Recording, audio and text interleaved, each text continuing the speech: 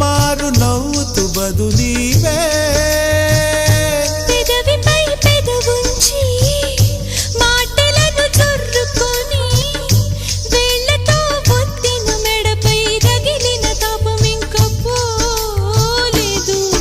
అరే మెరిసేటి రంగు నీది, నీ అందానికెదురేది, నువ్వు తాకే చోట ఈ పెక్కులే, ఇక ఒళ్ళు మొత్తం చెయ్యవలెను పుణ్యమునే.